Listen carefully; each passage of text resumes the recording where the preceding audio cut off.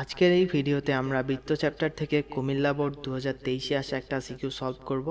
তো আমাদের দুইটা উদ্দীপক দেয়া আছে। ক নম্বরে আমাদেরকে বলতেছে x square plus y square minus 12x minus 8y plus 34 সমান সমান 0 বৃত্তের কেন্দ্র ও ব্যাসার্ধ নির্ণয় করো। তো এখন আমাদের জি এর মানটা বের করতে হবে। তো আমরা জানি এই এক্স এর সাথে 2gx আমাদের আদর্শ সমীকরণ থেকে আমরা জানি x square plus y square plus 2gx plus 2fy plus c সমান সমান 0। তো আমাদের এখান থেকে 2g সমান সমান হচ্ছে আমাদের -12, তাহলে হচ্ছে আমাদের g সমান সমান হচ্ছে তাহলে -6 হবে। তারপরে f সমান সমান আমাদের হবে হচ্ছে এখানে যেহেতু আমরা 2 দিয়ে ভাগ করে দিব, তো আমাদের -8কে 2 দিয়ে ভাগ করলে হচ্ছে আমাদের -4। তো এখন আমরা জানি বৃত্তের কেন্দ্র হচ্ছে আমাদের -g, -f। তো এখন আমাদের এইটা হচ্ছে তাহলে 6, হচ্ছে 4, এটা হচ্ছে আমাদের কেন্দ্র। তারপরে আমাদেরকে ব্যাসার্ধ নির্ণয় করতে বলছে। তো আমরা ব্যাসার্ধ সমান সমান জানি হচ্ছে G square plus F square minus হচ্ছে আমাদের সি। তো এখান থেকে জি হচ্ছে আমাদের -6, এফ হচ্ছে -4। তো আমাদের 6 স্কোয়ার প্লাস হচ্ছে 4 স্কোয়ার, আর সি এর মান হচ্ছে কত আমাদের এই যে 34। তো -34 এইটা আমাদের হচ্ছে এখানে 36 থেকে আমাদের এখানে 34 গেলে হচ্ছে আমাদের এখানে 2।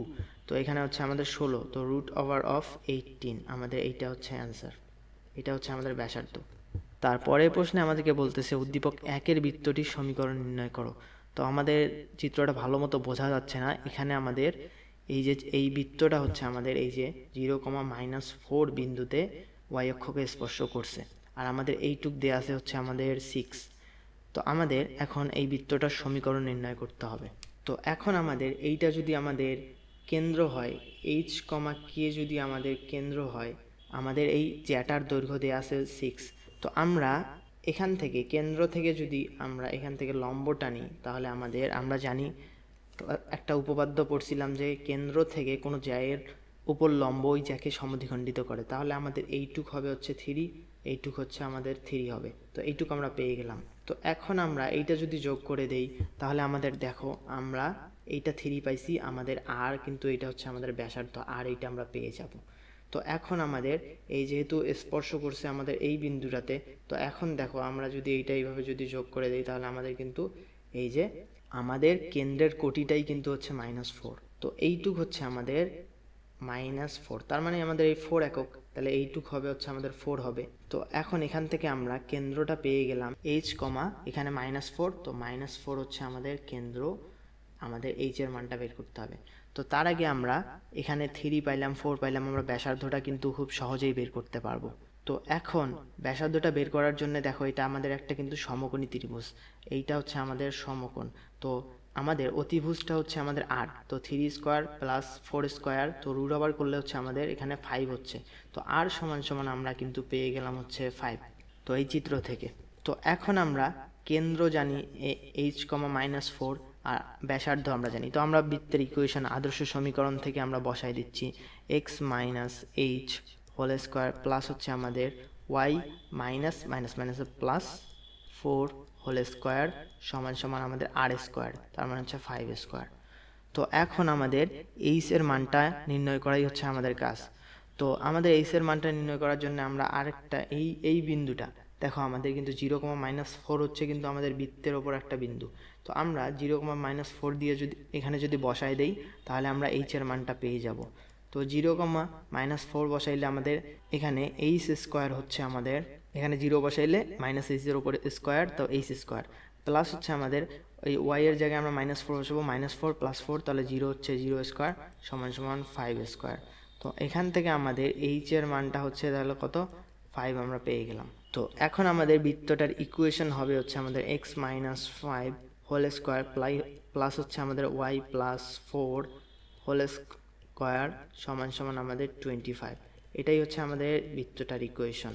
তারপরে গ নম্বর প্রশ্নে আমাদেরকে বলতেছে মূলবিন্দু 0, 0 থেকে উদ্দীপক 2-এ বৃত্তটির উপর অঙ্কিত স্পর্শকের সমীকরণ ও দৈর্ঘ্য নির্ণয় করো। তা আমাদের দেয়া আছে হচ্ছে, তো এটা হচ্ছে আমাদের বৃত্তটার ইকুয়েশন। আমাদের মূলবিন্দু 0, 0 থেকে এই বৃত্তটার উপর অঙ্কিত স্পর্শকের সমীকরণ নির্ণয় করতে হবে। তো আমাদের যেহেতু হচ্ছে আমাদের এই স্পর্শকটা 0, 0 বিন্দুগামী, মানে 0, 0 বিন্দু থেকেই তো 0, 0 বিন্দুগামী স্পর্শকটা হবে। তো আমাদের একটা বিন্দু জানি, আমরা ধরে নিলাম ঢাল হচ্ছে আমাদের এম।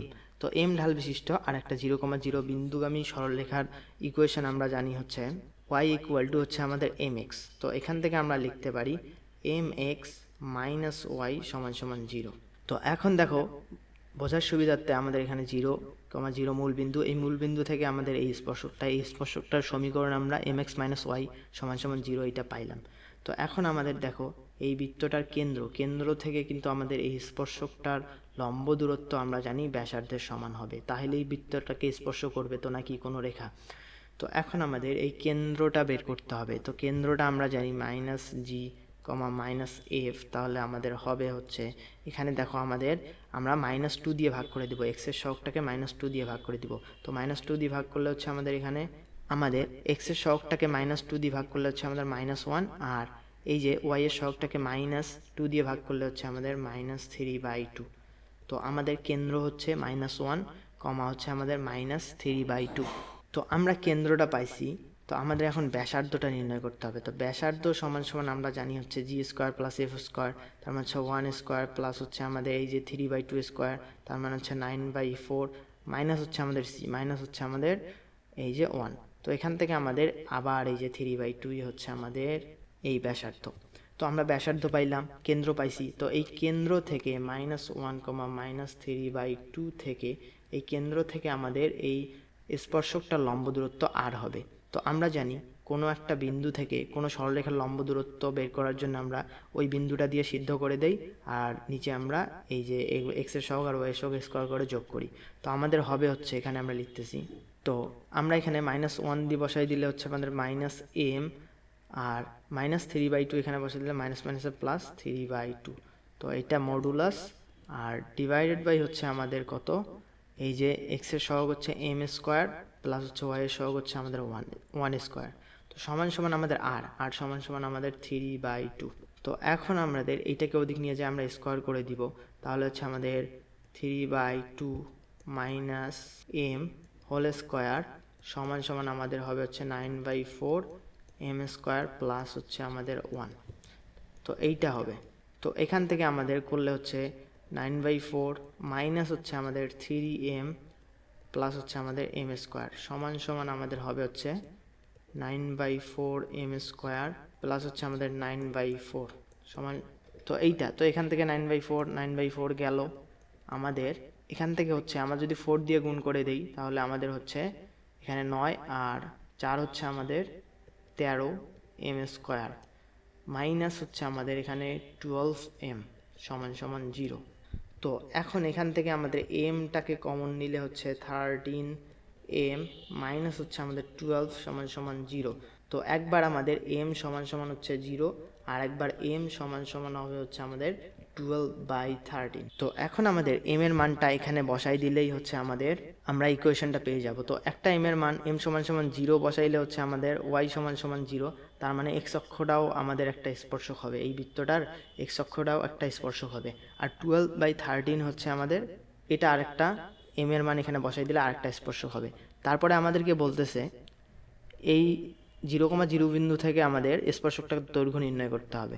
তো আমরা জানি কোনো বহিস্থ কোনো বিন্দু থেকে কোনো স্পর্শকের দৈর্ঘ্য নির্ণয় করতে হইলে আমরা জানি সেই বহিস্থ বিন্দুটা দিয়ে আমরা সিদ্ধ করে দেই আর রুট ওভার করে দিই। তো আমাদের ধরলাম x square plus y square plus 2x plus 3y plus 1।